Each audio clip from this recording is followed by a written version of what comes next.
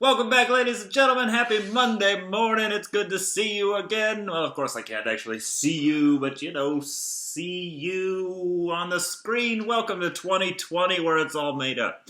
All right, as it is Monday, I've got an update for you that I think you're going to really enjoy. But before I talk about that, let me get to a couple other things. First up, like and subscribe below. That's where we get all of our information from. It's much easier to use than Google Classroom, so just like and subscribe. You'll get a notification when the videos upload to YouTube, and you'll be first to see the content that's coming out from our class and for you. So enjoy, like, and subscribe below, and let's take care of that together. Tomorrow I'm uploading a video entitled Holst. Has to do with Holst and the Planets. Fantastic piece of music. I'm going to tell you all about it. There's also an assignment at the end of that video. So if you're feeling interested and want to put together a little something, check out the assignment at the end of the video. Next up, ladies and gentlemen, you're going to have a daily journal activity coming your way on YouTube as well. I've found some prompts that I think you're going to like, and I'm making videos about them, and every week's going to be a little different. Every week's going to have its own little flair to it, but journals will be available. Again, like and subscribe to the YouTube channel, and the journals will upload automatically every morning at about 9 a.m. All right, so without further ado, I had a conversation this morning with Miss Glasper, one of our administrators at Kennedy High School. She had some very good information. A couple things we talked about. First up, we talked about the new attendance survey. You gotta get all the information about your attendance survey. Second thing we talked about was that we talked about grades and how grades are operating right now, because it's a little different than what we're used to. So, grade information. Last but not least, we talked about graduation with our seniors. So we've got three very interesting topics. Again, those three interesting topics: attendance, graduation, grades. As always, ladies and gentlemen, like and subscribe below. Let's make it a great week, Cougars. Rawr.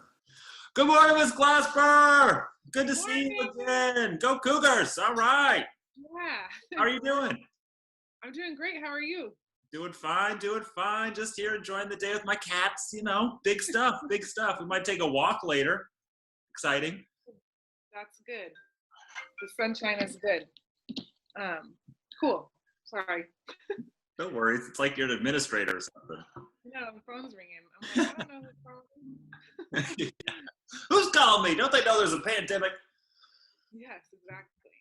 Well, all right, Ms. Glasper, I got a question for you. We got this new attendance thing happening here in Sac City. It's something about I got to fill out a survey or some teacher. Can you explain it to me like I'm 5? Because I'm just not understanding this new attendance. I can't. So the district has asked us to, or they created the survey, the form, and they asked us to get it out to teachers, to get out to students with the intention just to make sure that we're connecting with everyone and that students are getting what they need. If they need, technology support, or if there's stuff going on for them with their mental health, whatever, that we can hook them up with resources in terms of like basic needs and stuff like that. So the way that we decided to do it at Kennedy is to have one period a week send it out to their students, just to see if you're engaging with that particular teacher. So like this week is gonna be first period, and then next week will be second period, and so on and so forth. And basically just need to fill out the survey. It should be posted either in your Google Classroom, or your teachers may email it to you. And you just fill it out one time a day, and then they use that information to input it into Infinite Campus for your attendance for the day. Excellent. And I think the big thing too is we want to make sure like that we haven't lost some students, right? That some students are just not engaging at all, so that we can track them down. Excellent. Sounds like a great idea. One of the things you mentioned there was that at Kennedy we decided to do it this way. Does that mean that each school site might be a little bit different? So if I have a sibling at one school and they're doing it differently than me, is that possible? Yeah. So they did kind of like a pilot at another school site last week, because I think it was rolled out for elementary last week. So some of those of you that have elementary siblings, they may have already been doing it. And then they piloted at a high school last week, and they were having students do it like every single period, so that they would have to fill that survey out 6 times a day. They get it from all of their teachers. And obviously the feedback, which to me is kind of like a no-brainer, is that was just a lot. Sure. surveys to fill out. So then the district, kind of at the last minute, told us that we only need to send it out to one time a day. Students only need to fill it out one time a day. Some schools are like, for example, maybe just sending it out during second period, like the second period teacher sends it out every single day. We decided for a variety of reasons that it would be good for every to have an opportunity to send it out to their students, just knowing that like not all students, not all students have sixth period. Not all students have a bunch of stuff that they're doing in that particular class. Like, for example, my EQ ambassadors, they could check in with me, but that doesn't necessarily mean that they're engaging in like academic content. So that was kind of why we decided to kind of spread it out. Just to kind of see where students are participating. And also, so all teachers got to do it, because some teachers have prep on third period, for example, and would never have the opportunity to do that. Sure. I have first period prep, so I'm missing all of this the first week. So you can get to do it this week, yeah. Yeah. Okay, interesting. So if I'm a student and I don't take the survey for a day, what happens to my attendance? Do I need to do anything to make up? How does that work? That's a good question. Nothing like detrimental is necessarily going to happen in terms of like, your grade or attendance. You can still complete the form. So like, if you didn't have a chance to fill the form out, but let's say you were working on an assignment, you can always email your teacher and say, hey, I didn't get a chance to fill out the form, but I was working on this. And they can go in and correct your attendance. It's not the end all be all for how teachers can monitor your attendance. It's just a tool that we're using, and also just to make sure that you're okay. Some teachers have said, well, what if like I'm engaging with a student in my Google Classroom, we've been emailing, but they forgot to fill out the form. And I've told teachers, like, if they forget to fill out the form, but they've been engaging with you that day, like still mark them present, right? The whole point, we're not trying to like catch students not filling out the form. We just want to make sure that students are connected and that we're communicating with them, and that they're getting supported. Excellent. Question.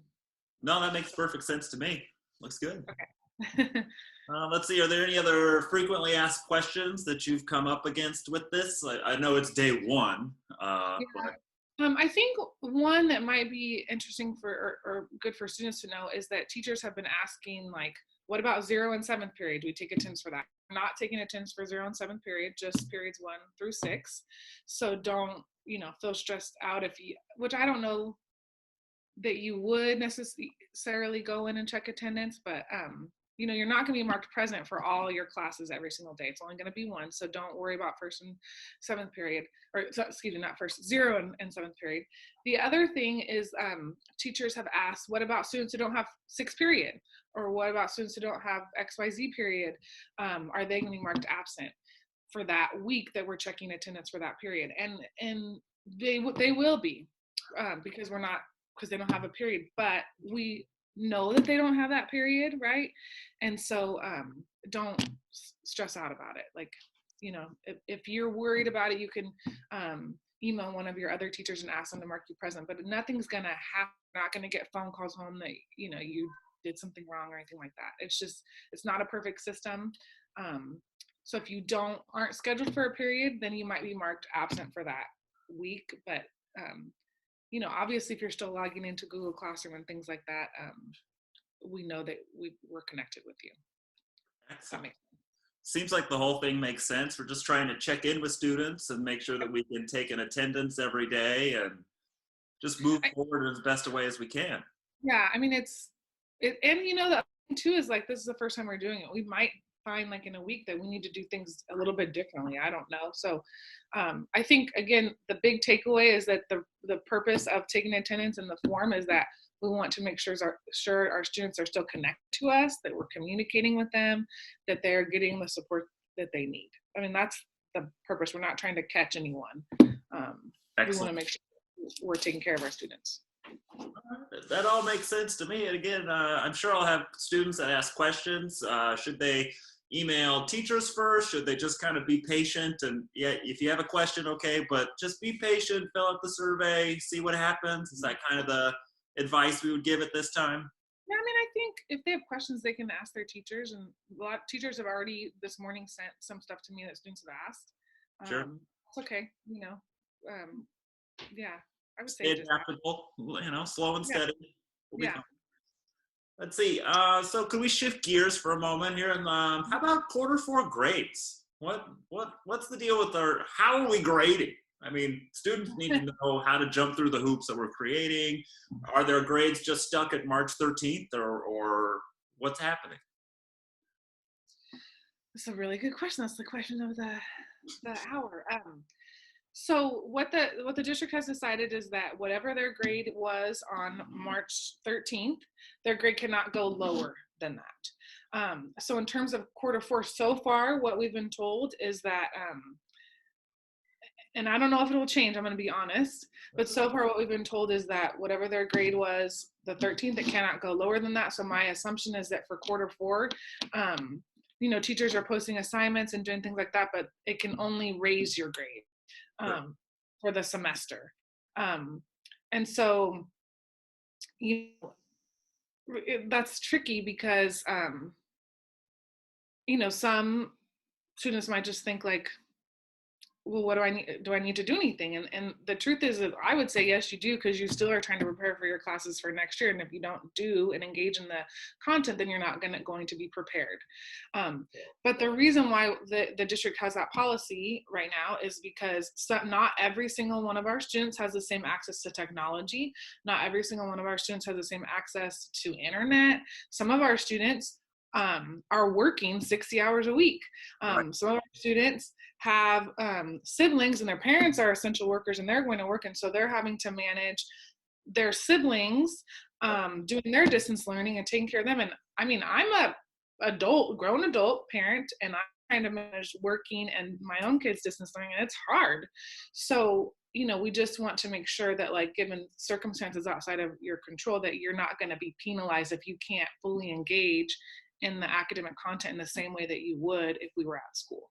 Sure. And I think that makes perfect sense. Sounds totally fair to me, because I mean, if you don't have access and the situation has changed that's way outside of your control, it seems to me that it'd be totally penalizing to have your grade wind up lower because of something that's unavoidable. Really. And I think something important too is that to take into consideration is that this is new for teachers too. Like, we're all figuring out, like, how do we put stuff in the grade book without it impacting your grade, and all these kinds of things, and how many assignments should we post? Like, we're figuring it out too. So what I want students to take away is that whatever your grade was on March 13th, if it was a C, it should not go below a C.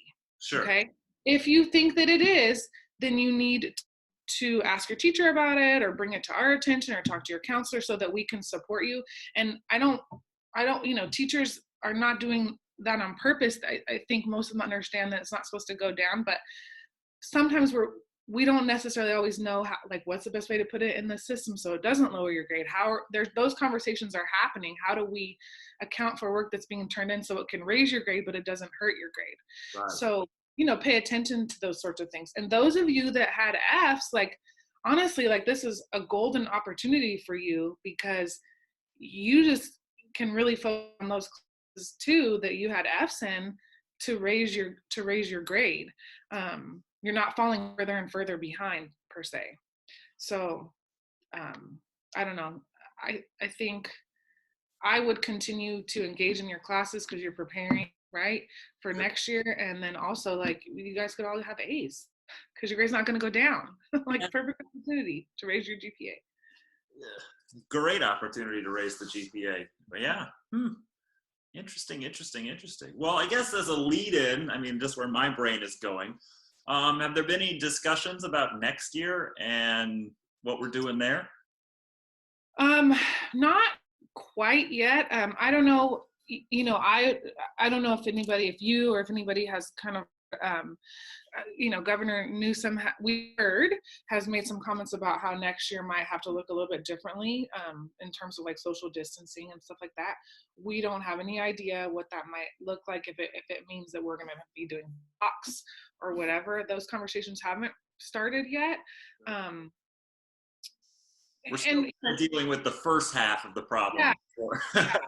Yeah, so we're taking direction from the governor, from the county, from everyone. So I think whatever happens next fall, we won't be doing anything differently from everyone else. Do you know what I mean? So we're not gonna like go rogue necessarily, and whatever we're gonna be doing is gonna be similar to what other schools in our community are doing. So sure. But to be completely honest, like I don't really know yet. Yeah, and I think that's totally fair, and I think that's a perfectly reasonable answer at this point in time when none of us know what's going on. Uncharted territory. Yeah, uncharted territory, and with a completely unknown situation. So absolutely, totally fine. Well, how about, let's see here. Have there been any talks about graduation and things for our senior students? Anything interesting? Yeah, I don't have an answer for it, but it's Mr. Natten and Mr. Fry and I speak almost daily. Graduation is a topic that we talk about almost every day since this has all started. So just know that like we're super concerned about it. We care about our seniors, and we know that this is really, really hard. Like, you're not getting to experience the typical senior experiences that you've looked forward to and been excited about all year long, and for 4 years ultimately, right? Sure. And we're very aware of that. In terms of graduation, or just the senior experience, I'll start with senior experience. Like, we're trying to have some things in the works to celebrate you guys. And then in terms of graduation, actually we just had a conversation this morning about that, and kind of developing some plans of what we think might be a good substitution. It's not going to be equivalent, obviously, but we've been asked by the district has asked us not to do anything or make any plans yet, because they want to do is they want to be a part of that, so that all of our schools have some kind of similar graduation sure. ceremony or activities. I mean, we were, in fact, Mr. Fry and Mr. Van Nat and I were talking about, like, we don't care if we're better than, we want to be better than McClatchy, and we want to have a better ceremony. It doesn't want us to do that quite yet. So we're just waiting for direction from them. But rest assured that there is going to be some sort of graduation celebration, and we'll keep you guys posted. Well, we got to recognize those students. I mean, the hard work they put in at our school and what they do to make us look so outstanding all the time, because ultimately that's why we're here, is for the students, and we've got to make sure that we're taking care of them in every way we can. And it seems like we've got some good stuff going on. I mean, we're having talks about graduation. Grades can't go lower than they were on March 13th, which is a helpful thing. So only going up from there. And now we've got our attendance survey figured out, so we can start taking attendance on our students and tracking to make sure that they've got what they need. So it seems like we've got a lot of supports and systems that are coming online and coming into place to make sure that we can still operate as a school district. So all positive things to me. Yeah. And I think, like, I would just say, if students have questions or parents have questions or concerns, bring them to us. We certainly don't have all the answers. We're figuring things out. There's going to be bumps in the road, and we'll figure out how to get over those bumps together. And but we need to know, like, what are the bumps. Sometimes we're not aware. Sure. Make sure that you let your teachers know. They're passing stuff on to us, and let us know. Yeah, that's one of the things I've experienced with the Google Classroom is if I don't specifically ask in the comments of something or in some way of, please tell me what you're experiencing, what you're seeing, like, is the video even work? I have no idea. Everything just goes out into this vacuum and it just disappears. It's so weird. Yeah, we're not getting that constant feedback that we're used to getting. So it's important to communicate what's going on. Fascinating, fascinating. Well, I think we've had a pretty good conversation here, Miss Glasper. So, any other closing thoughts? Anything you want the students to know? I can't think of anything. Just hang in there. I mean, it's it's rough. I mean, at first I was like, oh, I get to stay home in my jammies, and today I was like excited because I was like, well, I'm gonna be on. Or maybe I should put some makeup on or Me too. something light. so so anyway, just hang in there, and I think take care of yourself first and your families first, and make sure that you are doing okay, like mentally. I mean, I don't know. I've had my rough days.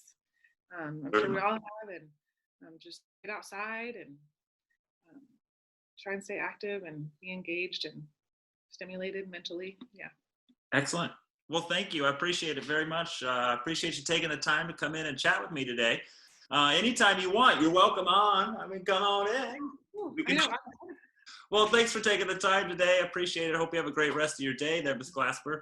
Thank you. You too, Mr. Show. You're welcome. We'll see you later. Bye.